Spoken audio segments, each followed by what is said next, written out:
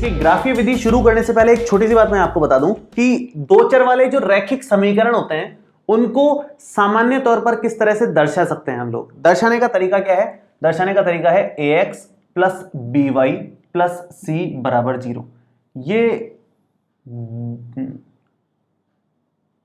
दो चर वाले रैखिक समीकरण है।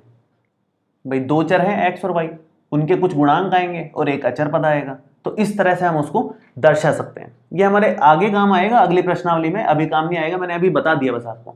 आगे फिर से और बता दूंगा, एक बार रिवाइज करवा दूंगा मैं।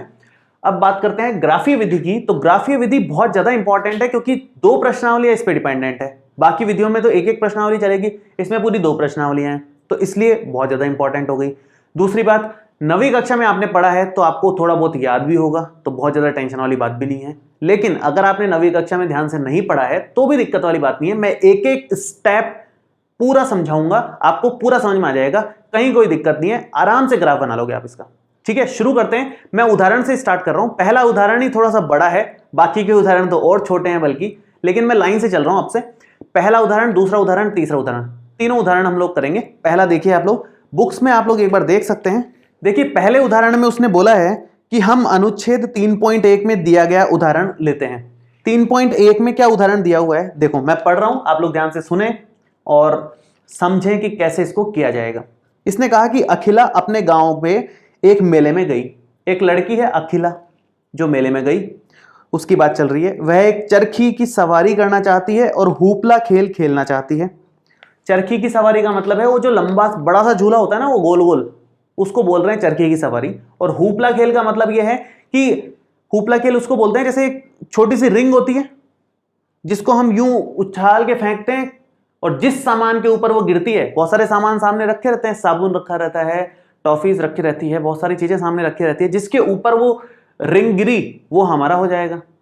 तो ये इस तरह के दो खेल वो खेल रही है। एक तो झूले पे झूल रही है और एक वो खेल खेल रही है। दोनों की कुछ कुछ फीस होती है, झूला झूलने की एक चक्कर की कुछ फीस होती है और ये एक बार रिंग फेंकने की कुछ फीस होगी, जिसके बदले में अगर रिंग आपकी किसी सामान पे गिर गई तो सामान अपना हो जाता है। तो ये दो चीजें वो कर रही है मेले में जाकर के। तो मैं यहां लिख देता हूं कि उदाहरण नंबर हम लोग 1 कर रहे हैं और उसमें अखिला की बात चल रही है। अखिला एक लड़की है जो मेले में गई और उसने दो काम किए हैं, एक तो चरखी की सवारी कर रही है और एक हुपला खेल खेल रही है। ठीक है, इतना हमने अभी तक पढ़ा। आगे देखते हैं। जितनी बार उसने हुपला खेल खेला उससे आधी बार उसने चरखी की सवारी करी। ये थोड़ा सा उल्टा लिखा हुआ है, क्वेश्चंस मिसप्रिंट्स हैं आपकी बुक में, मतलब हो सकता है किसी बुक में सही दे रखा हो, लेकिन मेरे पास जो बुक है उसमें मिसप्रिंट है। इसमें लिखा हुआ है कि जितनी बार उसने हुपला खेल खेला उससे आधी बार उसने चरखी की सवारी की। उल्टा है, इसने जितनी बार हुपला खेल खेला उससे दुगनी बार चरखी की सवारी करी है एक्चुअल में, है ना। वो अभी कर लेंगे हम लोग, एक बार पढ़ लेते हैं पूरा। यदि प्रत्येक बार की सवारी के लिए उसे 3 रुपए तथा हुपला खेलने के लिए 4 रुपए खर्च करने पड़े, तो आप कैसे ज्ञात करेंगे कि उसने कितनी बार चरखी की सवारी की और कितनी बार हुपला खेल खेला, जबकि उसने इसके लिए कुल 20 रुपए खर्च किए। तो देखो, सवारी के कितने रुपए लग रहे हैं? चरखी की सवारी, चरखी की सवारी के टोटल 3 रुपए लग रहे हैं और हुपला खेल खेलने के कितने रुपए लग रहे हैं? एक बार खेलने के 4 रुपए लग रहे हैं। ठीक है, एक बार ये सब एक एक बार का है। एक बार चरखी की सवारी के इतने रुपए हैं और एक बार हुपला खेल खेलने के 4 रुपए हैं।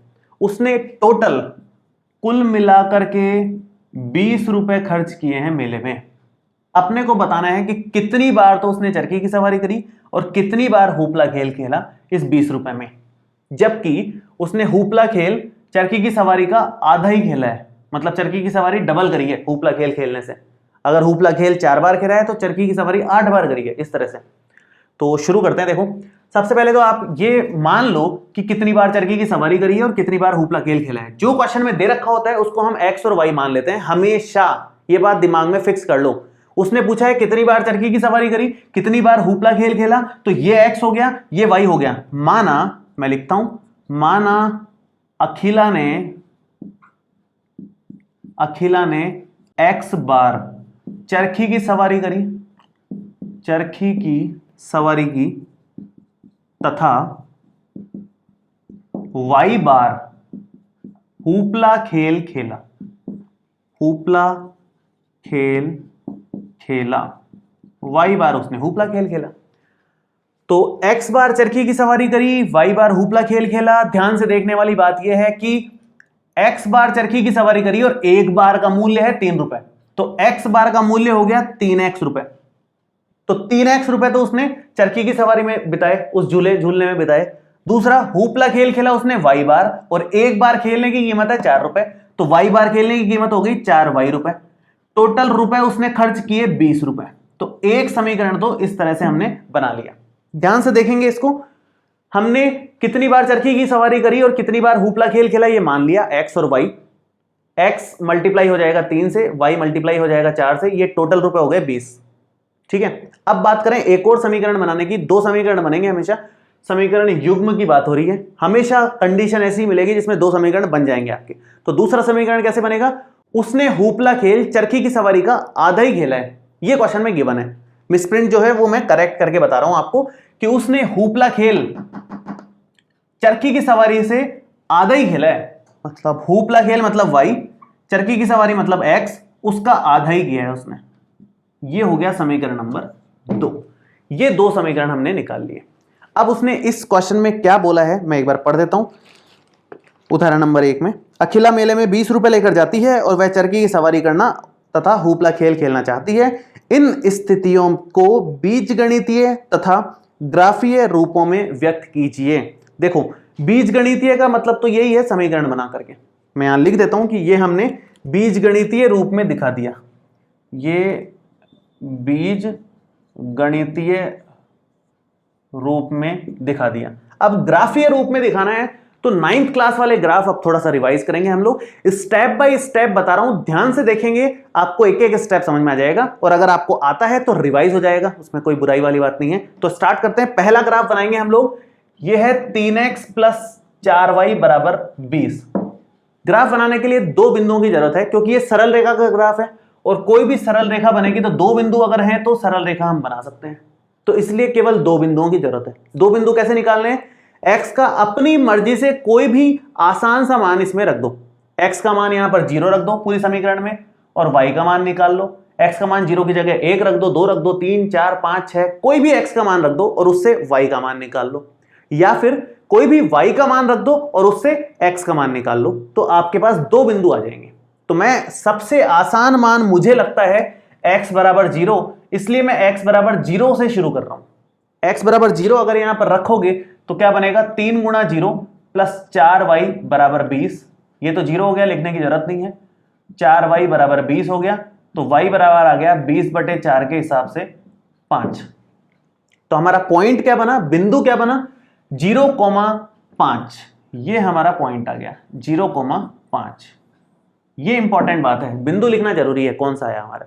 ठीक है, एक पॉइंट मिल गया। दूसरा पॉइंट मिलेगा, एक बार x का मान 0 रखा, एक बार मैं y का मान 0 रख देता हूं।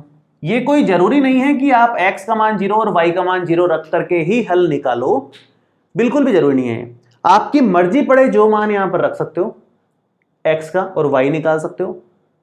दोबारा भी आपकी मर्जी पड़े तो फिर से x का कोई दूसरा मान रख करके y निकाल लो, या फिर y का कोई मान रख करके x निकाल लो, उससे कोई फर्क नहीं पड़ता। लिखते हमेशा x, y है, ये फिक्स्ड है कि हमेशा x, y ही लिखा जाएगा, कोई भी बिंदु इसी तरह से लिखा जाता है।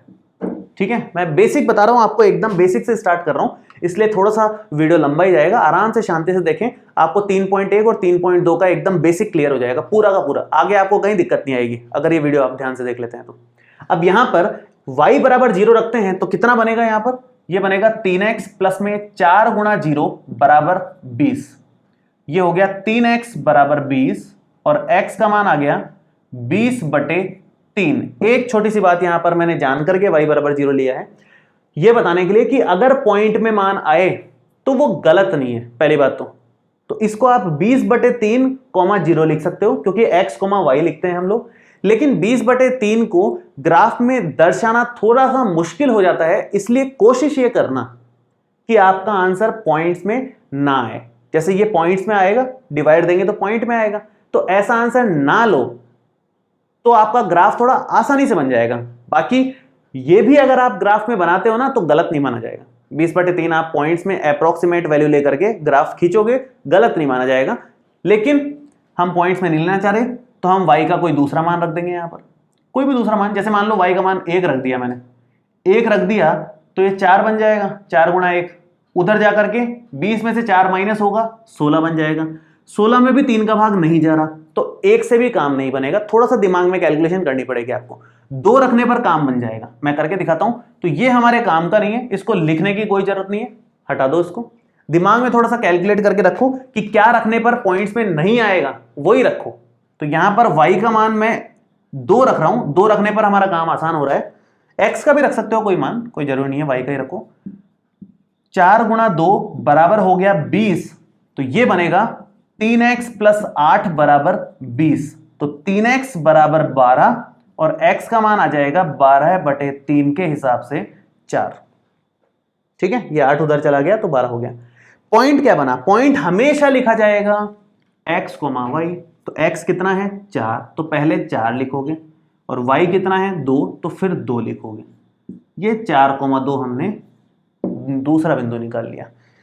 पहली वाली समीकरण का काम खत्म। इसका ग्राफ आसानी से बन जाएगा, वो हम बना लेंगे। उससे पहले मैं दूसरे समीकरण को लेकर के उसके लिए ऐसे ही 2 बिंदु निकाल लेता हूं, तो हमारा काम थोड़ा सा एक बार में ही हो जाएगा। मैं इसको हटाता हूं और यहां पर करता हूं। देखो आप, ये हमारी दूसरी समीकरण है। अब यहां पर आप सबसे पहला काम, जैसे इसमें 0 रखा हमने, तो x बराबर 0 रख दो। x बराबर 0 रखोगे तो y देखो कितना आ रहा है, y हमारे पास आएगा 0/2 का मतलब है 0। 0 किसी भी भाग दो, कोई फर्क नहीं पड़ेगा। और पॉइंट हमेशा लिखा जाएगा, बिंदु हमेशा लिखा जाएगा x, y। तो बिंदु बन गया 0,0, जो मूल बिंदु होता है एक्चुअल। ठीक है, दूसरा पॉइंट हमने सोचा था कि y को 0 रख लेते हैं एक बार। 0 रखना आसान है तो 0 रख के देख लो। लेकिन अगर y को 0 रख दिया आपने तो 0 से 2 गुणा होकर के x भी 0 बन जाएगा, और x 0 y 0 वापस से सेम पॉइंट आ जाएगा जो हमें नहीं चाहिए। पॉइंट हमेशा अलग आना चाहिए, तो कोई और मान रख दो, x का कोई और मान रख दो। जैसे x का मान 1 रख दिया, y का भी रख सकते हो।